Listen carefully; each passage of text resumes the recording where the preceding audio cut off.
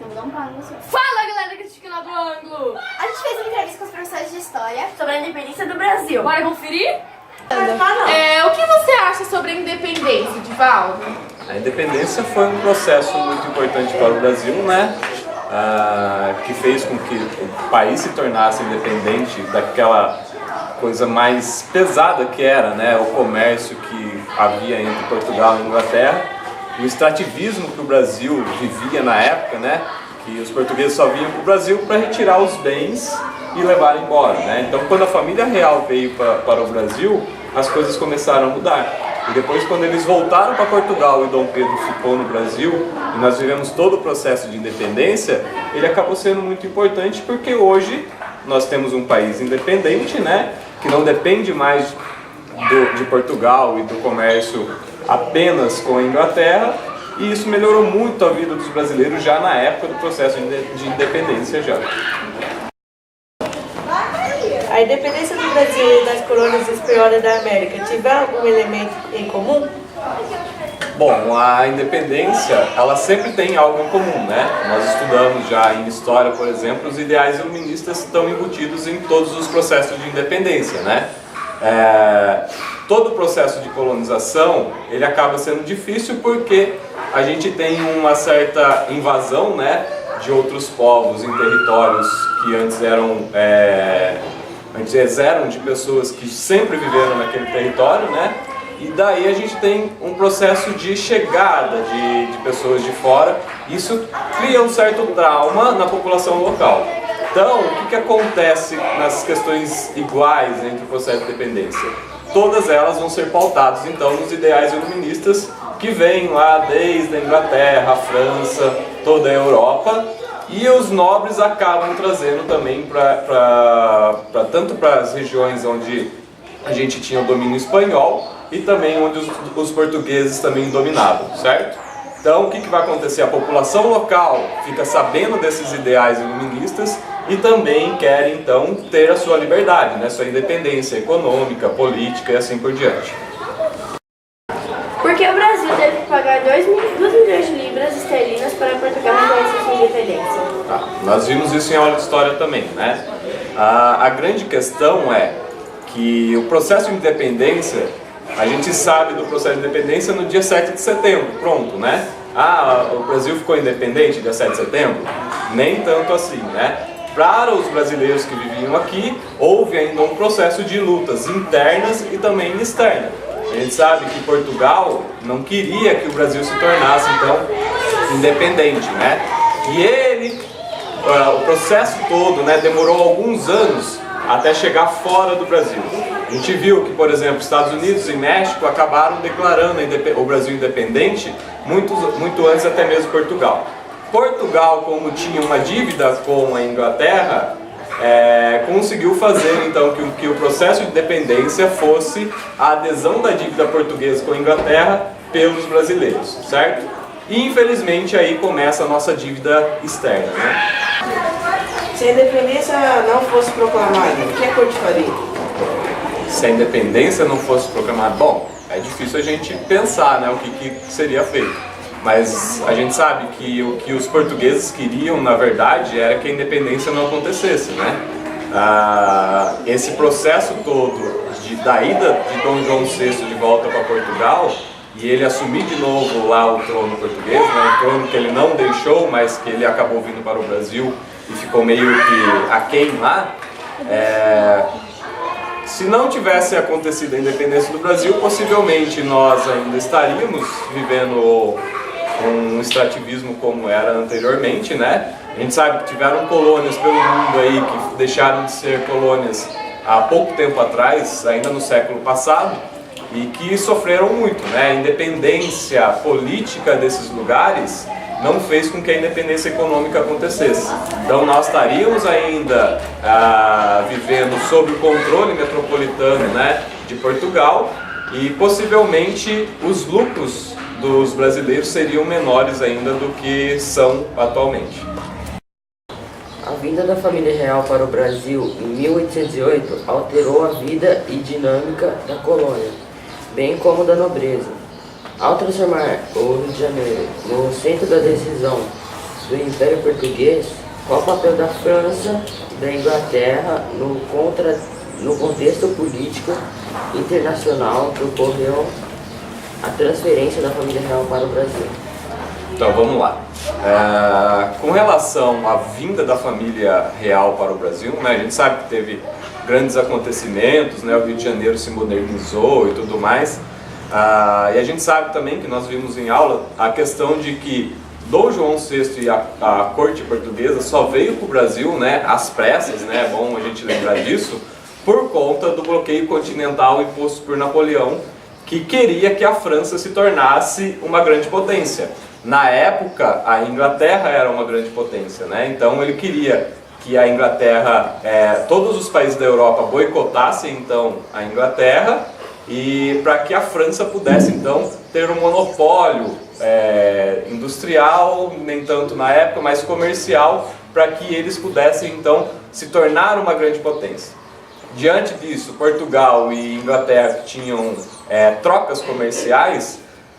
Dom João VI e a família real não aceitou então fazer esse combinado, bloqueio continental, né? Então não aceitou o bloqueio continental e continuou comercializando com a Inglaterra, que era o carro forte, né, de Portugal para receber os produtos até que vinham do Brasil.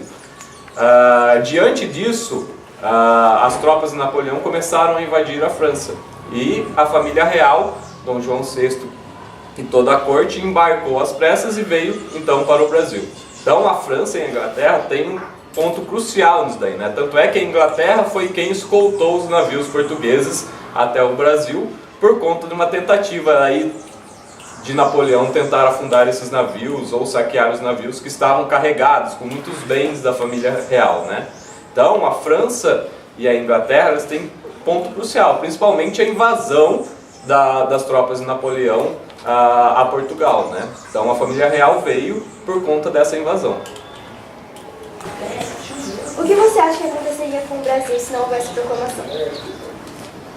Então, eu acho que essa pergunta já foi. Já foi. Não, se não... Quanto tempo demorou para a proclamação da República? Quanto tempo? Olha, se a gente for colocar as lutas que nós tivemos no Brasil, a gente sabe que foram até séculos, né? Se a gente lembrar, nós tivemos vários atos que aconteceram no Brasil, por exemplo, a Inconfidência Mineira, a Conjuração Baiana, a Revolução Pernambucana. Todos esses foram movimentos até séculos anteriores à proclamação da independência, né? Que tomaram então corpo, mas que não fez com que nós tivéssemos a independência em si, né? Porque haviam alguns conflitos internos entre os grupos que tentavam então fazer com que a independência acontecesse. Alguns queriam que apenas o monopólio comercial acontecesse, outros queriam que a escravatura continuasse e assim por diante. A gente sabe que politicamente sempre as pessoas tentam defender o interesse próprio, né? Mas o processo ele começou a acontecer antes. A gente não pode dizer, por exemplo, que a Inconfidência Mineira não tenha surtido um efeito no processo de independência, porque todos os brasileiros, e até mesmo eu diria que o mundo inteiro que sabia o que estava acontecendo, a gente precisa lembrar que os Estados Unidos já é independente há algum tempo, então todos esses lugares viam com maus olhos aquilo que acontecia no Brasil, né? Quando tinha uma revolução, as pessoas eram mortas. Então o processo de independência ele começou muito antes. A gente sabe que dia 7 de setembro é um marco, né? Mas até mesmo o processo de independência lá no ano de 1822, ele acabou acontecendo antes, né? A gente lembra que quem avisou o Dom Pedro sobre as tropas portuguesas estarem chegando ao Brasil foi o José Bonifácio com a princesa Leopoldina, né? Então esse processo todo ele aconteceu bem antes. O Dom Pedro recebeu a carta de que as tropas portuguesas viriam levá-lo à força e acabou proclamando a independência. E a gente sabe que depois o desenrolar demorou um pouco mais de tempo, né? Não é simplesmente a gente levantar o braço com uma espada e declarar o país independente que vai acontecer de uma hora para outra. Tem todo o processo político, aceitação interna e externa também. Obrigada. O que foi o Dia do Fico? O Dia do Fico foi um dia em que Dom Pedro proclamou para a população do Brasil da época, para sua corte, que ele ficaria no Brasil. Por quê? Existia uma pressão muito grande dos portugueses. O seu pai, Dom João VI, já tinha voltado para Portugal por conta de pressão popular dos portugueses. E existia uma pressão muito grande da elite portuguesa em que Dom Pedro voltasse para Portugal, assumisse o trono em Portugal e que o Brasil voltasse a ser uma colônia, porque nessa época o Brasil já era um reinado, né? Existia o reinado de Portugal e do Brasil e Algares. Então o Brasil seria rebaixado de um reino que tinha benefícios contra a corte para voltar a ser uma colônia. E aí, por pressão popular dos brasileiros, Dom Pedro disse, né, fez lá o Dia do Fico, que foi dizendo que ele ia ficar no Brasil, que não ia embora para Portugal e que o Brasil ia continuar sendo um reino. O que originou a proclamação da independência? A proclamação da independência foi um conjunto de fatores. A gente precisa entender um pouco antes da proclamação da independência, a gente precisa voltar um pouco na história para poder entender os motivos da proclamação. Então nós tivemos ali no ano de 1920, Dom João VI foi praticamente obrigado a voltar para Portugal, assumir o trono em Portugal por pressão popular portuguesa. Então Dom João VI volta para Portugal em 1821 e deixa como príncipe regente o seu filho mais velho, Dom Pedro I. Dom Pedro I, em janeiro de 1921, por pressão popular portuguesa, da corte portuguesa, tem o famoso Dia do Fico, que Dom Pedro decide ficar no Brasil e fazer com que o Brasil continue a ser um reino e não mais voltar a ser uma colônia de Portugal. E aí em 1822, em 17 de setembro, tem o famoso Grito da Independência, né, o Grito do Ipiranga, as margens do Rio Ipiranga, que é a proclamação da independência do Brasil. Por que aconteceu? O que estava acontecendo no Brasil e em Portugal que fez Dom Pedro fazer isso? Existiam vários movimentos dentro do Brasil buscando coisas diferentes. Existia um grupo de brasileiros que queriam que o Brasil, que eram republicanos, que queriam que o Brasil se tornasse uma república. Existia um grupo de brasileiros que queria que o Brasil se tornasse independente de Portugal, mas que continuasse uma monarquia. E existia um grupo português, vivendo no Brasil, que queria que o Brasil voltasse a ser uma colônia de Portugal. Então existia ali três grupos com três interesses diferentes, e isso, os três com muita influência sobre Dom Pedro.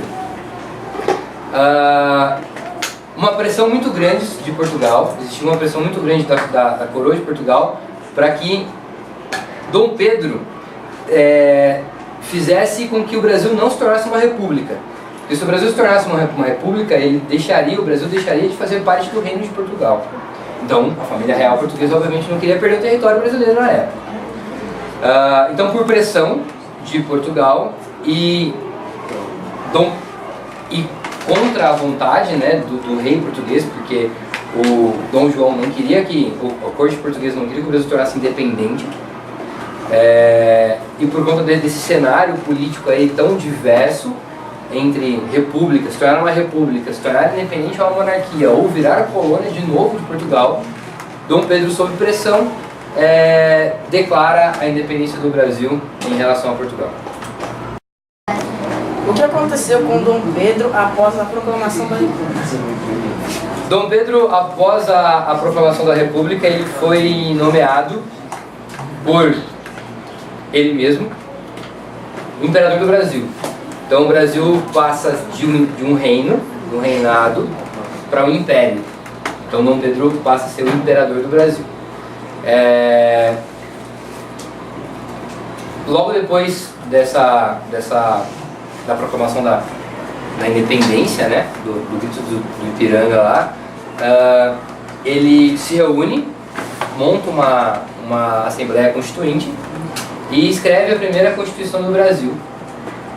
E define quatro poderes na Constituição: o legislativo, o executivo, o judiciário e o governo, o poder moderador, que era o poder do imperador sobre os três poderes. Porque a independência do Brasil é um dos fatos históricos mais importantes do país. A independência é um fato muito importante, assim como tem outros grandes fatos importantes na história do país, mas porque nós, nesse momento, deixamos de ser uma parte de Portugal e passamos a escrever a nossa própria história. O Brasil passa a ter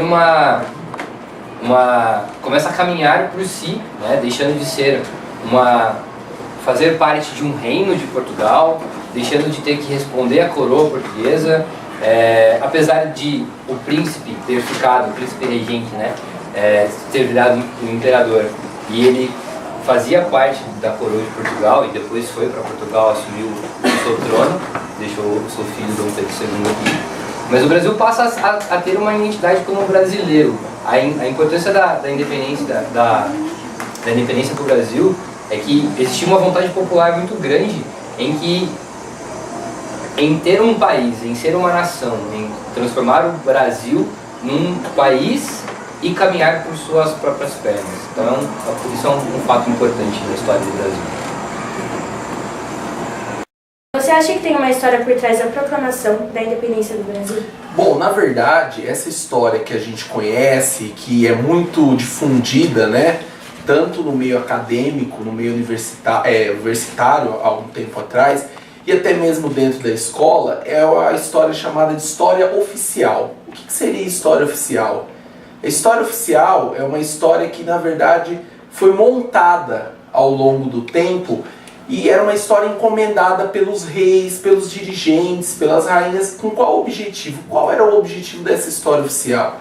O objetivo da história oficial era criar heróis, era criar personagens que correspondessem como sendo autoridades máximas do país, como sendo salvadores do país. Então, quando a gente vê a figura do Dom Pedro I dentro dessa história, que cada um tem em mente, né, porque os nossos pais, os nossos avós entraram em contato com esse tipo de história, com essa versão de história, a gente enxerga ele como um herói, né? Mas a gente sabe que, basicamente, houve uma montagem em torno da figura do Dom Pedro I enquanto herói. Na verdade, a partir do momento que a gente entra em contato com outras fontes históricas, com outros documentos históricos, com outras informações, essa imagem ela se desconstrói. Então, na verdade, fora essa história oficial, que atendia às necessidades de alguns grupos sociais ao longo da história, tá certo? Principalmente das elites dirigentes, principalmente de quem comandava, existe outra história, uma história das minorias, uma história da população mais pobre, uma história que muitas vezes ficou totalmente guardada em prol do engrandecimento desses grupos. Existem várias histórias sobre a independência do Brasil. Em sua opinião, qual é a mais plausível e quais os aspectos que fizeram você acreditar nela? Bom, a mais plausível, na verdade, é aquela que nos fala que a independência do Brasil não se deu por uma via onde Dom Pedro quis salvar o país da dominação portuguesa, tá certo? Na verdade, Dom Pedro I, de certa forma, foi levado a fazer a independência, de certa forma ele foi forçado a isso. Por quê? Imagine que a gente estava numa condição onde existia um movimento muito forte, um clamor muito forte pela independência do país, tá certo? Outra coisa que a gente tem que levar em consideração com relação a isso, que não foi Dom Pedro I o grande herói da independência, aquele que teve a iniciativa, a ideia da independência, é de que nesse momento nós tínhamos a exigência de que ele retornasse a Portugal, tá certo? Estava se organizando lá uma assembleia, que era chamada de cortes, e essas cortes queriam que Dom Pedro voltasse para lá e que o Brasil voltasse a uma posição que anteriormente ele já tinha ocupado, que era a posição de colônia, tá? Então o que acontecia? Dentro dessa colônia existia um negócio chamado de pacto colonial. O pacto colonial era mais ou menos que um trato que existia entre Portugal e a colônia, na verdade uma imposição de Portugal com relação à colônia, onde nós, aqui no Brasil, que na verdade não era Brasil, era a colônia portuguesa na América, ele só podia comprar os produtos de Portugal. Assim como ele só podia vender produtos para os portugueses. Isso beneficiava muitos comerciantes portugueses.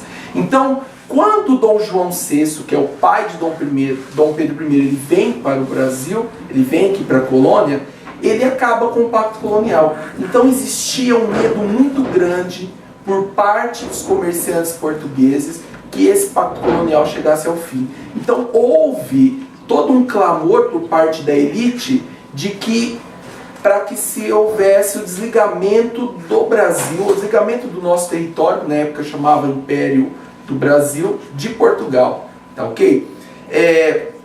Partindo disso, uma coisa que a gente pode pensar, se Dom Pedro I não fizesse a independência do Brasil, possivelmente outros grupos poderiam fazer a independência, tá? Então, dentro dessa perspectiva, a gente tem que entender o seguinte, Dom Pedro I ele foi mais apto. Ele fez a independência do Brasil como uma forma de ainda conseguir segurar o poder aqui. Conseguir segurar o poder dentro da família da dinastia de Bragança. Tá ok? Essa é a corrente que eu entendo como sendo a mais plausível dentre as explicações sobre a independência do Brasil. Ao proclamarem a sua independência, as colônias espanholas da América optaram pelo regime republicano, seguindo o modelo norte-americano. Por que o Brasil optou pelo regime monárquico? Olha, o Brasil ele optou pelo regime monárquico, na verdade, porque a independência foi feita por um monarca. Ela foi feita por uma família real. No caso, Dom Pedro I, ele era filho do rei de Portugal, Dom João VI, né? E o que aconteceu? Por ele ter feito a independência, seria muito difícil a gente pensar que ele implantaria uma república no país. Isso era uma forma de fortalecer a família de Bragança aqui no Brasil e de manter essa relação de poder, porque na verdade existia uma ideia durante a Idade Moderna de que quanto mais territórios uma família real ela possuísse, mais poder ela ia ter. Então o Brasil ele se torna independente, ele já estava no momento onde o regime republicano ele estava ganhando força em várias regiões do mundo, inclusive nos países recém-independentes da América, porém o Brasil ele vai guardar nesse momento alguns resquícios da Idade Moderna. Dentre esses resquícios está o absolutismo monárquico. Tá, ok? Então a gente pode pensar que além dessa questão de implantar um regime monárquico no Brasil, ele tem algo relacionado com o poder do rei, ele também tem algo relacionado com as próprias elites locais do Brasil. Por quê? A figura do rei, ela guardava uma segurança para a manutenção dos privilégios que essa elite tinha. Dentre essa segurança que ela guardava, era manter a estrutura social e a estrutura econômica do Brasil. Qual era a estrutura social e econômica do Brasil nessa época? Era uma estrutura social baseada na produção escravista, no latifúndio, e quem ocupava ou quem passaria a ocupar um certo protagonismo político nessa época era a elite agrícola do Brasil. Então existia um pensamento também aqui dentro do Brasil que caso houvesse a implantação de uma república, você poderia estar desorganizando essa estrutura que já estava sentada desde o período colonial do país.